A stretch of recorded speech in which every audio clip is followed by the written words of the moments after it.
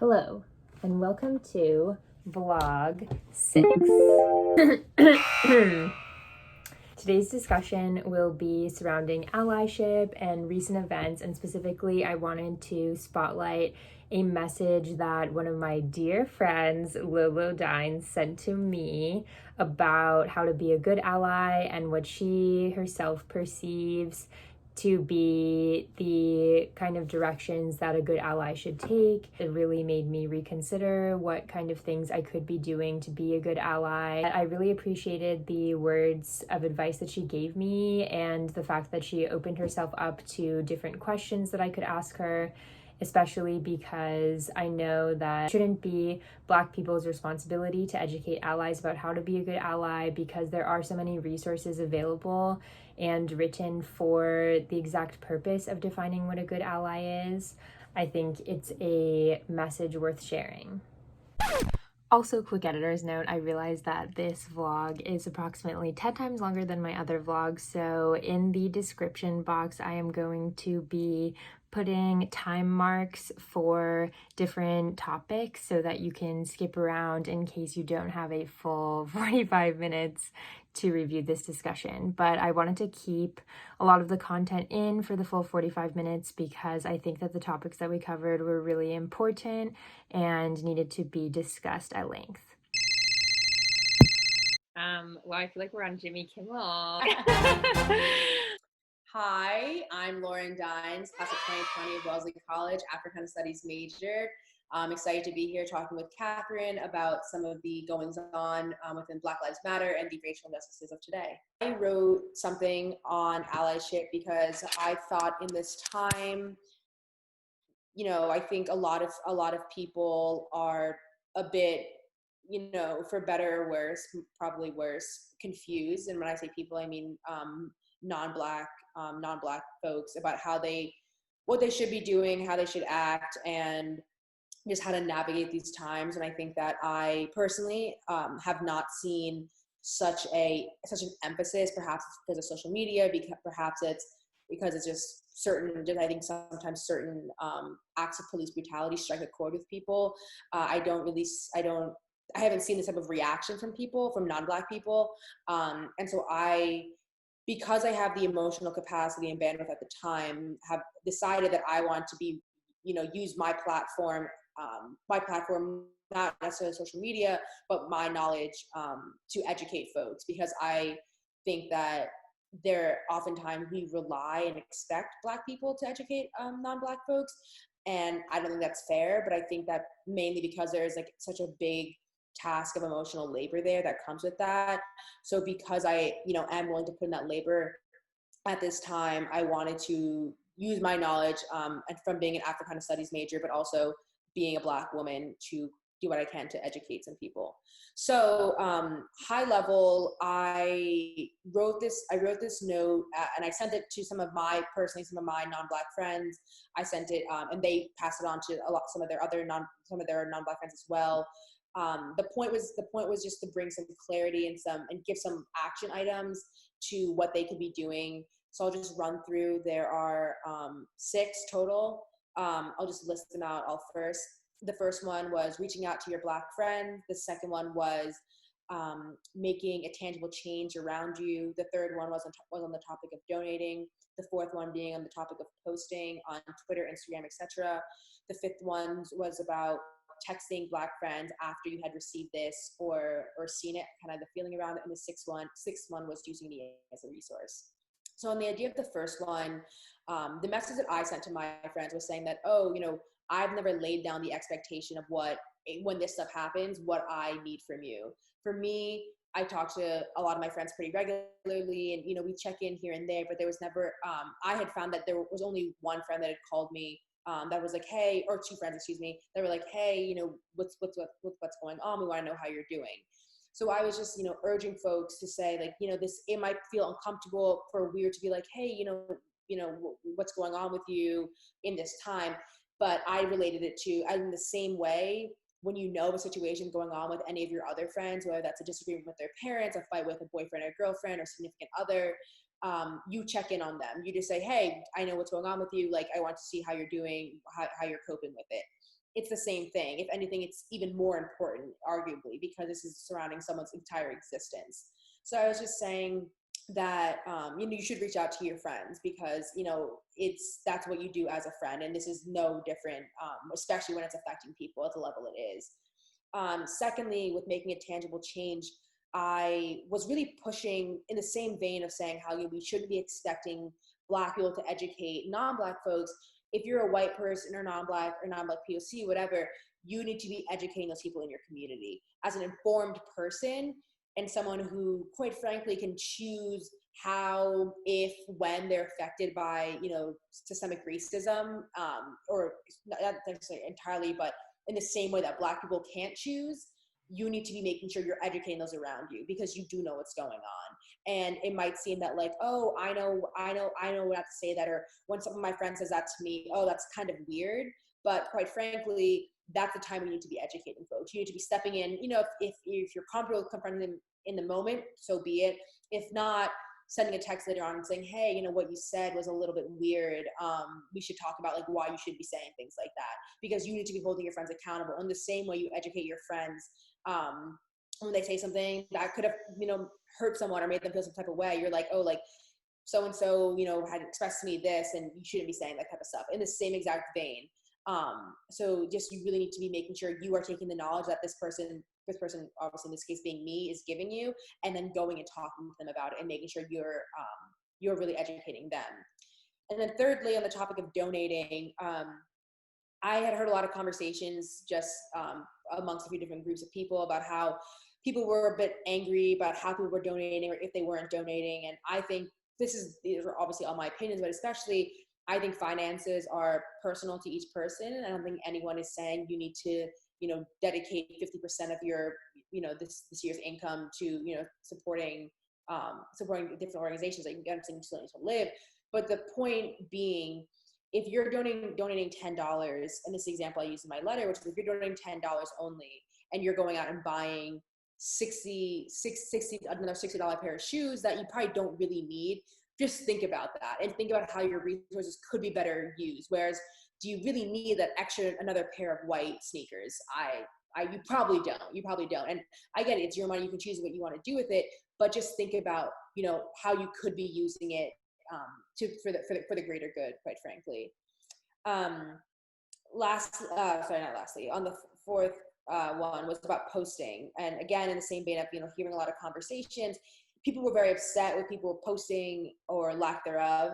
And the way I understood it was, listen, if you aren't really active on social media and you don't feel comfortable posting, okay, like that's fine. I think posting can be very performative at sometimes. So if you're not posting, you need to be making sure you're having conversations. That's the thing. Posting, if you are going to do it, it's only the first step. Posting is not you post it and, oh, okay, I'm feeling good now, let me put my phone down. It's I'm going to post it, and I'm gonna really then go that next step and understand it, perhaps send my post to people, or be open to discussions about it.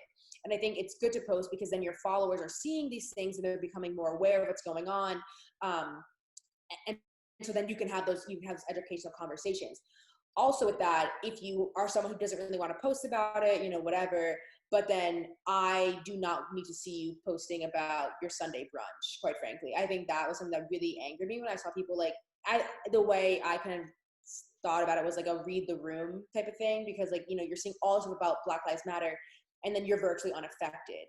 And so not only are you virtually unaffected and you're almost proud of that, but you're displaying it. So it's almost like, it's right, shoving it in someone's face, oh, I'm having brunch on my New York City balcony and I'm having a great time. And that was the kind of stuff that I was like, that just, rubs in the wrong way. So if you're going to post, don't let it be performative. And so make sure you're taking the next step. And if you aren't going to post, you better be having those conversations behind closed doors. And so I think that was the biggest part. Fifth, I was, texting your Black friends, quote unquote, after the fact. I think that was that's kind of a weird thing to navigate. And I was trying to put myself in the shoes of some of my friends, where it's if you're seeing all this stuff about, text your friends or whatever, and, oh, I haven't texted them before, is that does it seem performative or fake because you didn't think about it? And I think, that's part of the learning experience, right? You're learning how to conduct yourself in these different spaces. And if part of that is, oh, I have read something and I've learned that, oh, like this is maybe affecting you more than I thought, I should go message you, because, you know, it might be a little bit uncomfortable, but speaking from my personal experience, if people have texted me and I was kind of like, okay, like it was like a week and a half after, and I was like, that's kind of annoying, like that's an interesting timeline. But quite frankly, I was like, listen, like, I think it takes a lot to own up to something. I think it takes a lot to apologize. And for me, am cognizant of that. I'm willing to say, yeah, I really know it does take a lot. So I can commend you for doing that. At the end of the day, also, these are my good friends. These are people that like my kids will grow up with, right? So it's like, you know, we need to make sure that we are educating each other, because I think at the end of the day, when someone's educating you, that means they care, and that's the biggest part there. So you should definitely go out and text your friends, whether you think it's a little bit late, whether it's not, because I think that is appreciated to say, oh, you know, I'm sorry, this should have come sooner. Just own up to it, and then just be willing to move forward. And then lastly, the biggest thing I said was, when I sent this out to my personal friends, was using me as a resource. And this is something that I think I said a few times, and whether it was group settings or to individual people, and rarely have people ever come up to me and said, hey, I did this reading and I'm a little confused, or can you explain this a little bit more to me?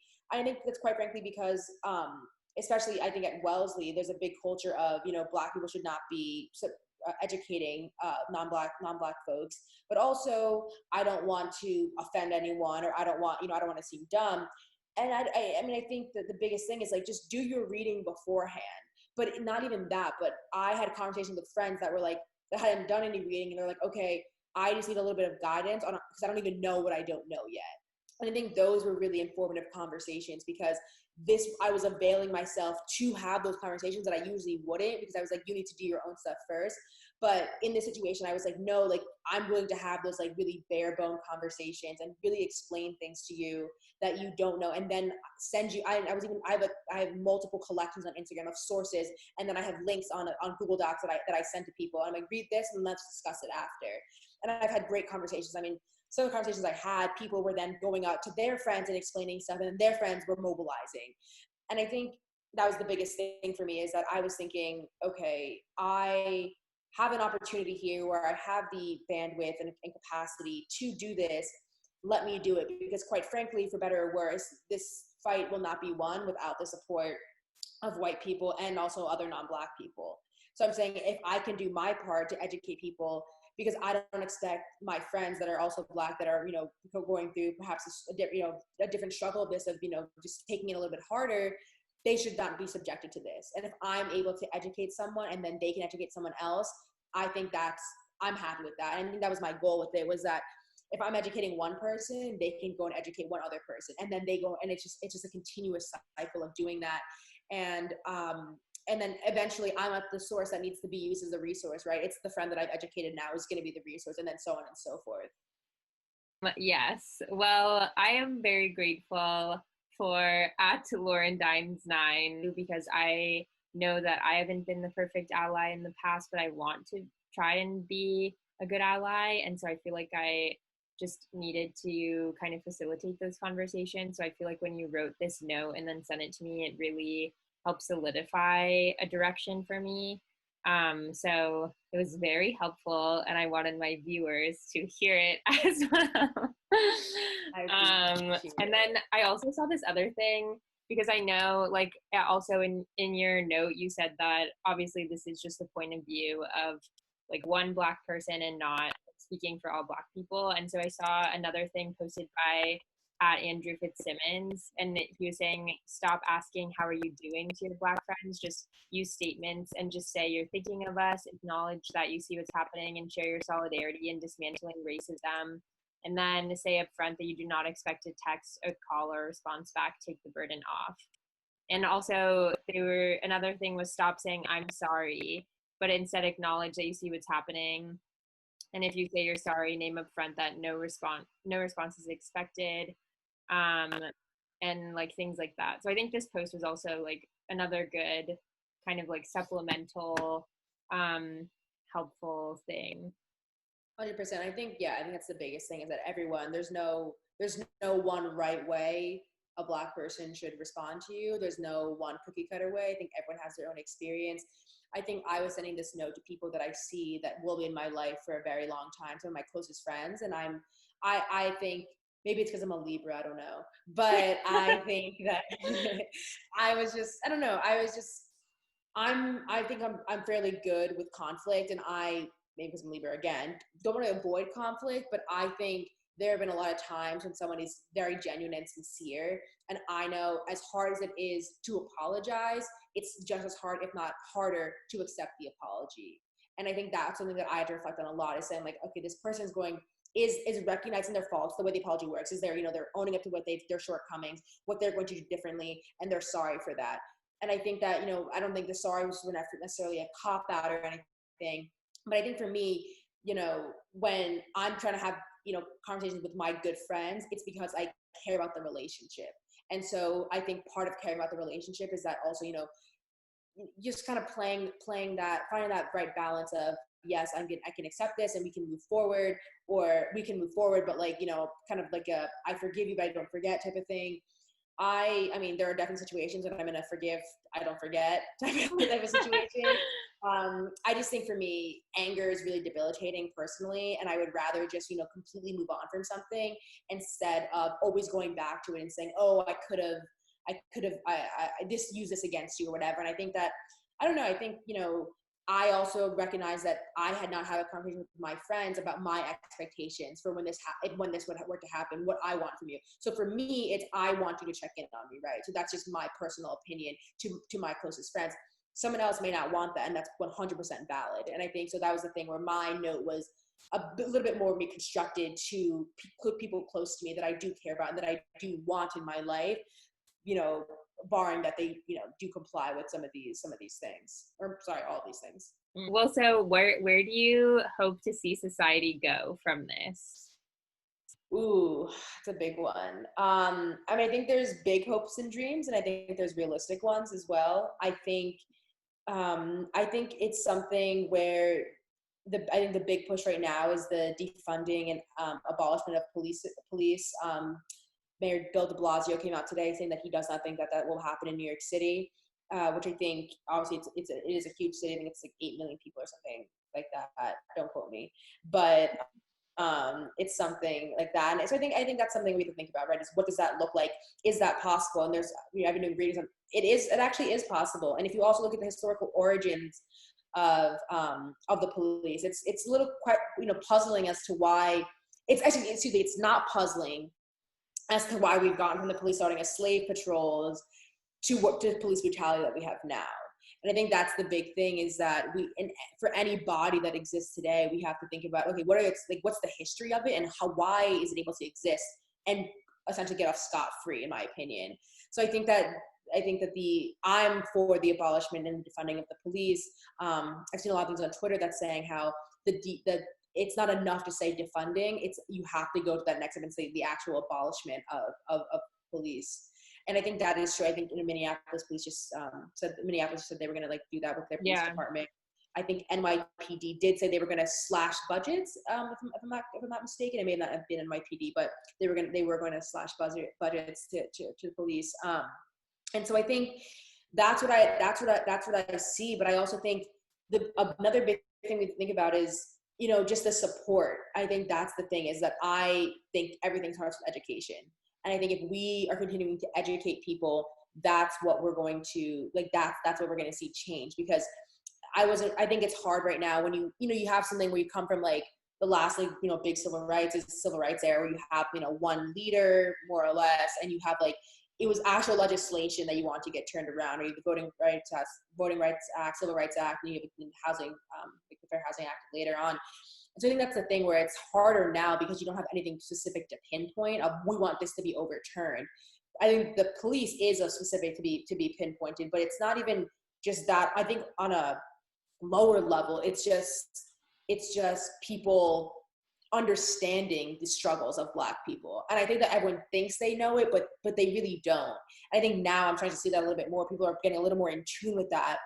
I mean, one example is I don't know, it was maybe a few days after George Floyd's death, I see an Instagram caption by this girl, and its direct quote is, "Next time we hold an MF down, it'll be underwater." So it's stuff like that where I'm just like, and I messaged her about it. And of course, her thing is, oh, I know, of course I know what's going on. And it's not, and I'm not political on my Instagram. And I'm like, okay, maybe don't be political, but don't do that. Like, come on. You know Wait, what what I was mean? like a lyric? No, it's literally, I don't think it's a lyric. She just made that her caption? According to her, it was a hot girl summer type of lyric. Excuse me, type of caption. And I was Oh like, my it God. is not a hot girl summer. It is not. Like, you know what I mean? And so stuff like that, where I think that's what I want to see in not even the next year, in the next, I don't know, 6 months, is people really understanding. It's not, and standing, not like just standing with, but just really mobilizing on it and seeing how they can support, whether that's financially, whether that's emotionally, whatever that support looks like. And so I think that's a really big thing that I want to see. I think, you know, larger scale, I think the abolishment of the police is the big thing. But that's what I seem to be like seeing as like the general consensus, whether that's like Instagram, Twitter, whatever. But I just think I think it was very performative and perfectly like fake how people were saying how they really stood with Black people before, because they didn't. I think that's apparent because of the reaction people had now, where it was almost like this, not necessarily guilt, but just this kind of like awakening of, oh wow, like I really didn't get it. I really did not get it. So what do I need to do now? And I think I would love to see people continuing the fight, where, you know, you're already seeing your feeds kind of go, you know, not being as much with petitions and hashtags and whatever the case may be, and just making sure we keep that energy up, which I know. And I think that's what's hard, is that people are saying, oh, like Black Lives Matter is dying, or it came back. And it's like, no, it's been there. It's just that it's, you know, the trends come in waves. I think that's the thing, is I want to see that trend be up here and be constant, not having that dip. I think that's what I'm most interested in, to seeing how can that really maintain. Right.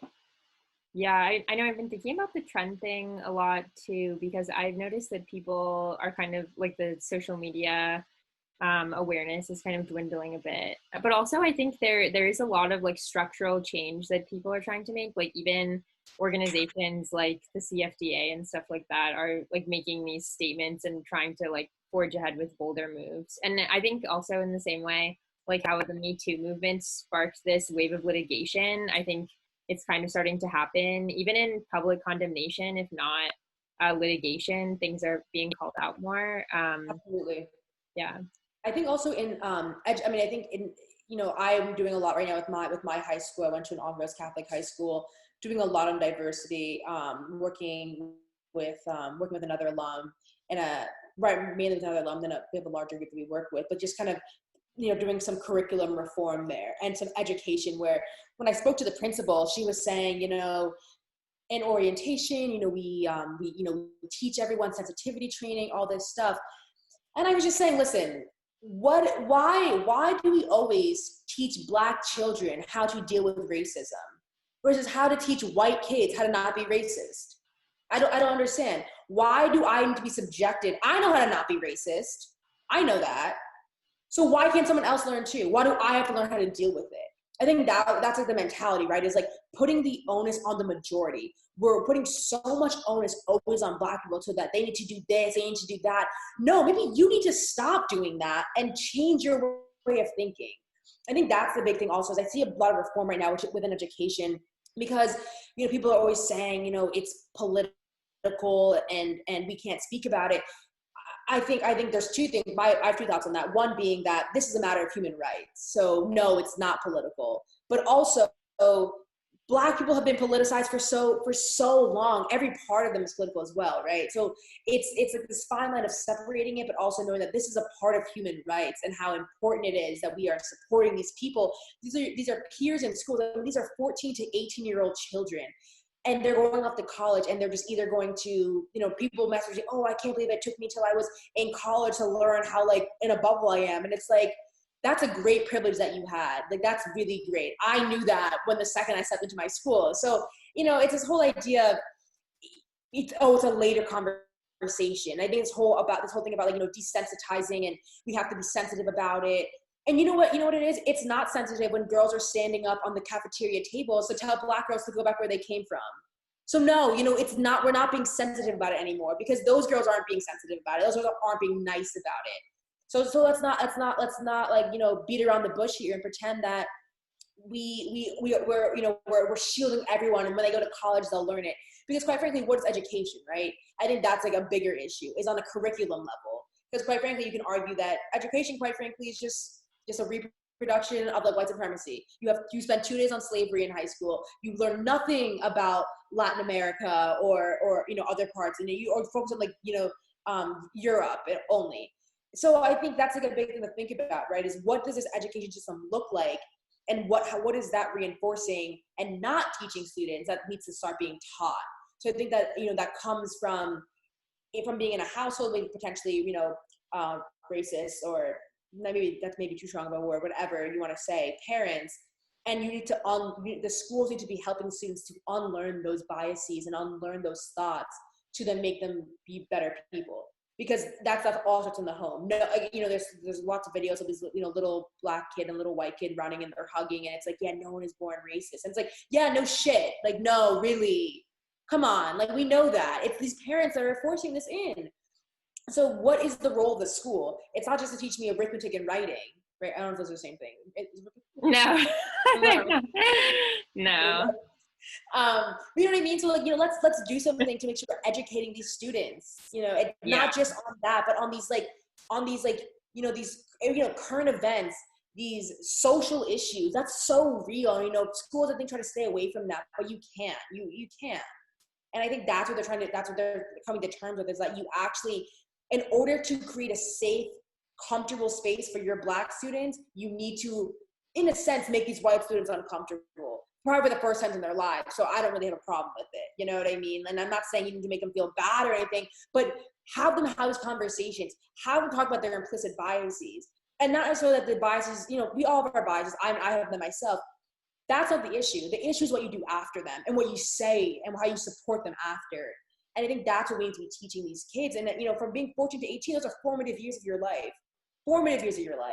So we need to make sure the role of the school is really being put and centering these Black students and centering their experience, so they can have just as good as experience as these white students. And that doesn't start with, oh, these white kids need to be on a diversity council, they need to be doing everything. It's no, these white kids need to be taught, but perhaps by an outside professional to come in and teach them how they should be, how the proper way of thinking should be. And maybe that's arguably my proper way of thinking, but that's what we need to be focused on. So then, what was your recommendation to your high school principal? So it's a few things. One, there are no Black teachers there, so that's first and foremost. There's no Black teacher, or anyone on staff. Apparently, we found out there's someone maybe in like a finance role, but we don't see him. Whatever. So who knows that? And also perhaps have an ombudsman, who's someone who kind of like, you go to that person to talk about like basically just like different, for this case, like racial acts against you, and then this person decides whether to bring it to administration or not. Another big thing is curriculum reform. Obviously bringing in, Black faculty, and how to go about doing so. Because the response we got was, oh, we're not bringing in faculty because they said they want to help their communities, or they're not really going to make a difference here. And it's like, well, maybe you should have more Black kids there. And how do you do that? Perhaps you have a scholarship fund for more Black students, right? So it's an ongoing conversation, and it's hard because you have to. It's a dance, right? You don't just present everything day one. It's a very, dare I say, saleswoman approach to it, right? You have to hear what you have to hear what the other side has done. You have to see why they thought that was a good idea. And then you say, okay, we'll take what you said, and we're going to come back to the next meeting, bring you all of our ideas, and tell you how you could have done your stuff differently. I mean, it's little things where they put out a statement, and there was no mention of Black Lives Matter, or, it was very weak statement. They probably were better off saying nothing, quite frankly. And I directly asked the principal, I said, did you have one Black person look at this? And she said no. So, on one hand, I appreciate her honesty, because she could have lied and I would have been a little questionable who looked at it. But anyway, I digress. And so that's the thing, right? Like, you don't even know what you don't know. And, she says a lot how these students will say, I've had a lot of acts of, racism. She's like, well, you can always come to me. And I said, that's the issue right there. They can't go to you. You are a white woman in a position of power, formerly she's principal now, used to be the dean of students, which is a very big position on disciplinary action. I'm like, no, they cannot go to you. That is not realistic. So what do? You bring in a counselor that's Black. You bring in more, teachers that are Black. So it's an ongoing conversation, and I've heard some of the things, we're already brainstorming some stuff, but it's really going to be, it's going to be necessary to have that initial conversation with them to hear more in detail what they have or haven't done and why they thought it was a good idea and perhaps why it didn't work before we can even bring them any solutions. But I do appreciate, I will say, the willingness they have to have these conversations and listen to us. Barring a few, I don't feel like I'm always necessarily treated like respect. I feel like they still see me as a 15-year-old who was, whatever I was into in high school. But exactly. So I don't know. It's tough. I mean, you were speaking to people that used to give me detentions, and then being like, but it's hard to say, like, how do you tell someone, like, I'm just trying to help you, like, literally, like, and the whole Jerry Maguire thing, like help me help you, like, you doing this, you're not helping yourself, you're only hurting yourself. I think that's the thing is, having even them understand the problems that they don't even realize, right? And so it's going to be a long process for sure, but we have weekly meetings. We have various group chats with a few other people on this like alumni diversity council. We have a direct liaison with the school, another teacher who does stuff there, and then we will be meeting with the president, dean of students, and principal. Because quite frankly, if they're not going to do this, I really don't know. I really don't know how the school will be able to survive. Quite frankly, it's because of just the press of people being like, ooh, we don't want to send our kids there. We don't want to be associated with that, And quite frankly, if, I think more people are becoming liberal or, moderate, most likely from their, like, far right side, I wouldn't want to, if I was my person, wouldn't want to send my kid there either. Like, what are they going to learn there that's, beneficial to them? So I think that's a big thing.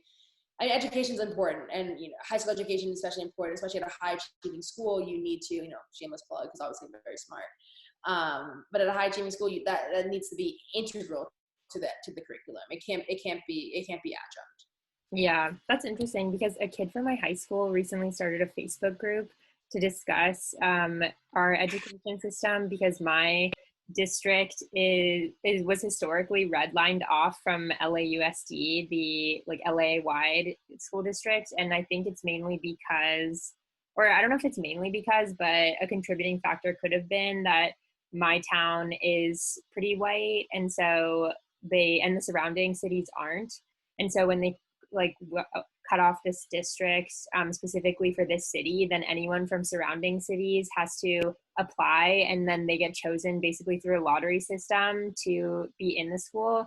So my student body wasn't that diverse, and then the faculty wasn't that diverse either, because my town is predominantly white, and so people have been forging these conversations. But it's weird because since the district is so small, there's like a weird mismanagement of money, I think. And like they have some sort of funding issues when it comes to things like buying new books that are outside of their normal curriculum, so that they have to have this new supply of different textbooks, or even just like English books for AP English classes, but written by Black authors or about Black issues. And then, so people have been discussing things like that, or even stuff like the morality behind the institution of Model UN, because that's like such a white elitist and kind of paternalistic approach to international issues.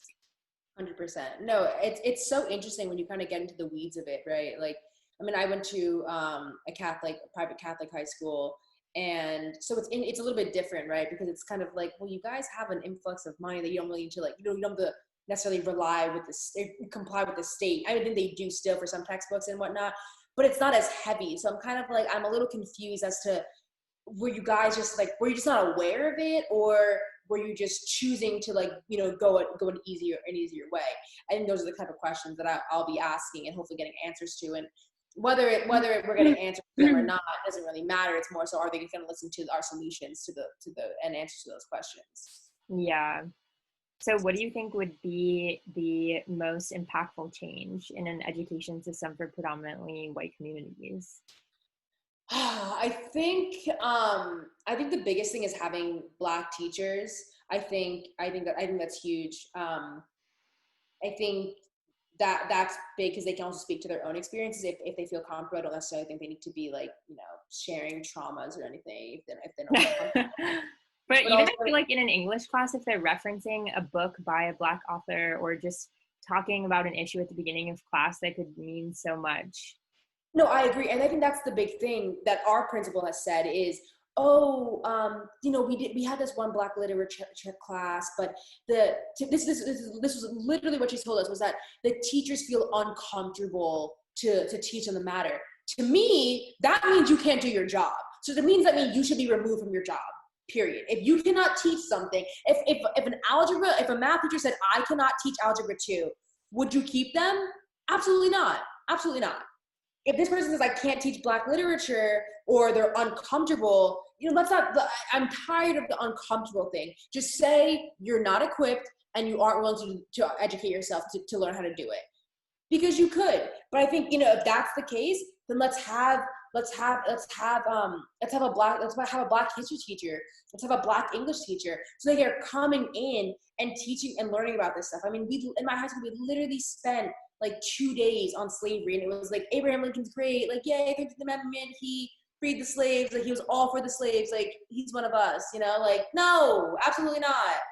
And I think that's the thing is, I think the biggest thing, quite frankly, will be bringing the teachers in, but not just like one or two, but bringing a few in so they are feeling, supported and lifted up by the surrounding by the other teachers around them, and in these administrative meetings and such. I think not stopping there, but I think just as important is also just having also an education for white students on these matters. I think that is really huge. I think that needs to be done because they are not learning it, and quite frankly, they don't have to. They won't learn at home. If they go to college, they can choose the classes, and they don't. There's any of those classes.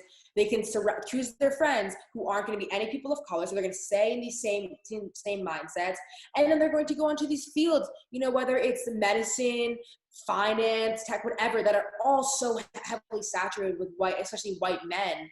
So they're never going to have to even learn about it. So to me, pique the curiosity now, so they can be like, oh, I should start thinking about this a little bit more. And then they go to college and they see a class on whatever, history of slavery through cinema. Oh, that'd be interesting. I like film, and it'd be interesting to kind of learn through a different lens. And then it starts, you have to start somewhere. And I'm not saying, do I think, racism and stuff should be taught and, should be understood and taught at a kindergarten level? Absolutely. Because, Black kids have to learn how to not, act a certain way because they're Black, right? So why can't white kids learn to not be racist at a young age? So I think that's the big thing is, if it's not going to happen then, let's happen when they are old enough. And I think when you're 14 through 18, you definitely are old enough. And I think that's the big thing is that the curriculum changing and incorporating whether these are Black authors, Black history, for these classes that are taught by Black teachers, or having white teachers that are equipped to teach them. Whether that means they need to go to a conference and learn about it and then come back and teach it, fine. But regardless of who's teaching it, it needs to be taught for sure.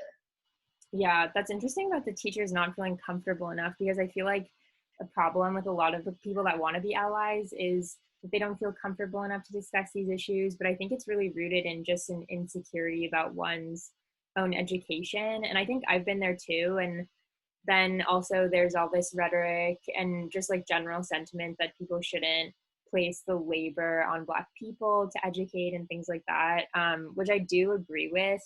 But then, like, for me, I felt kind of lost at times because I didn't want to burden Black people, but I just didn't really know what to do myself. So I was grateful for like you to open up to me about how you're feeling, and things like that. But I think at a certain point, there should be the onus on that individual who wants to be an ally to educate themselves, so that they do feel equipped to discuss these issues and engage with action, particularly in like an education system. Absolutely. I think that's the big thing is that, you know, you fall down with so many different things and you get back up and you just keep learning from it. Like I think a big thing with people that have been recently that I've seen people being called out and stuff, I'm saying, you know, you're going to be called out again, maybe, probably, but that doesn't mean you stop educating yourself. I do think there are, you know, I think there are productive ways for people to call certain people out. I think there are better ways to do it.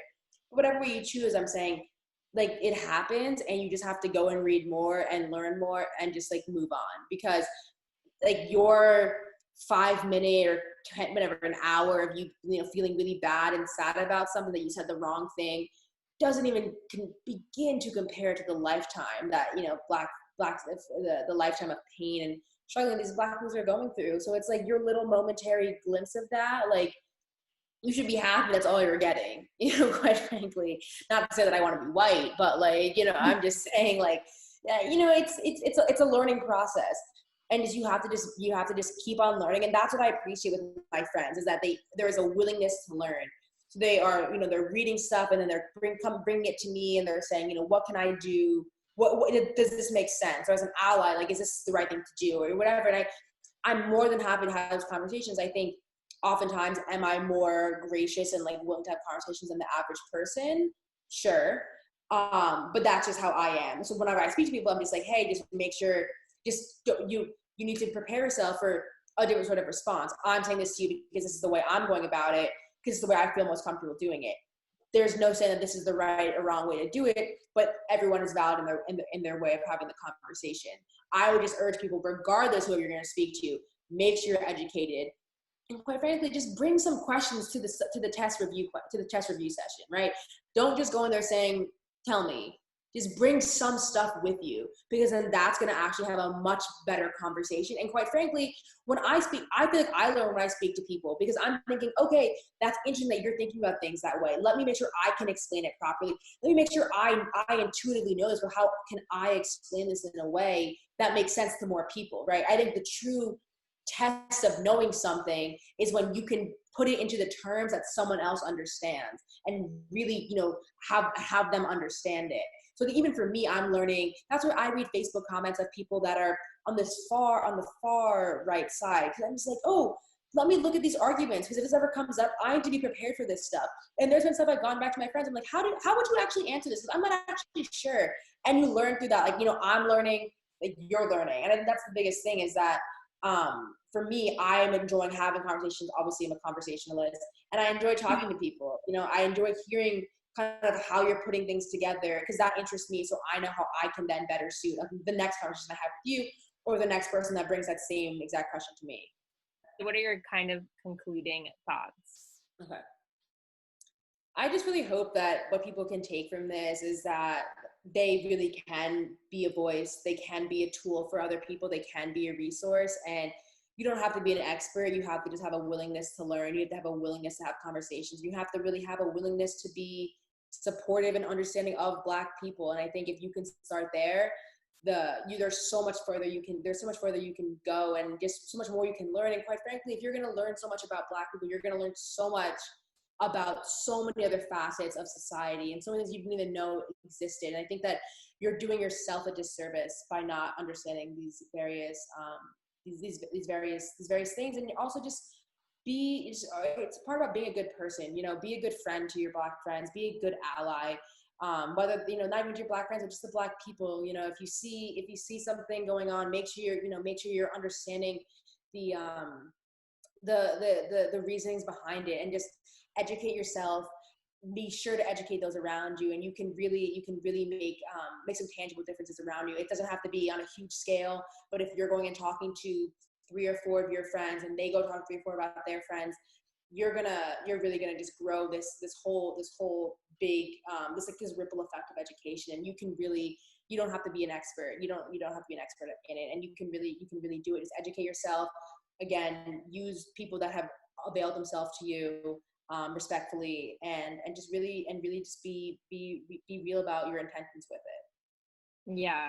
Yeah, something that I've been thinking about a lot is I think empathy and sincerity are just the biggest things that people can channel as an ally.